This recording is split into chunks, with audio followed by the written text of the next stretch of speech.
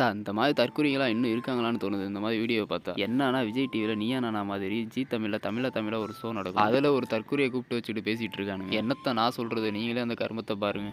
ஒரு நிமிஷம், இப்ப நான் வந்து ஒன் சைடா ஐ லவ் யூன்னு சொல்ல நான் விரும்பல. சரிங்களா, நான் ஃபர்ஸ்ட் நேசிக்கணும்.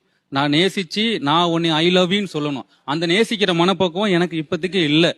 நீங்க இவ்வளவு நாள் நேசிக்கவே இல்லையா உங்க மனைவி? இல்ல சார், அவங்கள நேசிக்கவே இல்லை நான் இது வரையுமே. எனக்கு தெரிஞ்சு மனசுல இவனுக்கு மன்மத ஆணுறுப்புன்னு நினப்பு போல. அதுக்கடுத்து ஒன்று சொல்றேன், முதல்ல என் பிரச்சனையை முடிச்சுட்டு அதுக்கடுத்து நேசிக்கணுமா? ஃபர்ஸ்ட் என்னோட பிரச்சனையை முடிச்சுட்டு நான் உங்கள்ட்ட நான் உண்மையா நான் ஐ லவ் யூன்னு சொல்லணும் நான் வெயிட் பண்ணிட்டு இருக்கேன். எத்தனை வருஷம் ஆகுது கல்யாணம் ஆகி? 4 years ஆகுது சார். கிட்டத்தட்ட 4 வருஷம் ஆகி நேசிக்கவே இல்லை. ஆமா சார், எனக்கு அந்த மனப்பக்குவம் எனக்கு வரல. மனப்பக்குவம் வரலன்னா மண்டி போட்டு உட்காருடா. அவங்க பத்திலாம் யோசிக்க மாட்டாங்க போல. அவங்க மனநிலை எப்படி இருக்கும், அவங்களுக்கு எப்படி இருக்கும், வலிக்குமே, அதெல்லாம் தெரியாது போல. உங்களுக்கு உங்களோட மனநிலை என்ன நினைப்போம்?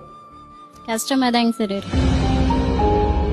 என்ன சார் இது, நீங்க 4 வருஷம் ஆச்சு நீங்க நேசிக்கவே இல்லைங்கிறீங்க, எவ்வளவு பெயின்ஃபுல்லா இருக்கும்? அதான் சார் உண்மை, நான் உண்மையா தான் சார் சொல்றேன். நான் பொய் சொல்லல. இவங்க என்னமோ வாழ்க்கையில பொய்யே சொல்லாத மாதிரி தான் பேசுவாங்க. யுத்த கொதிய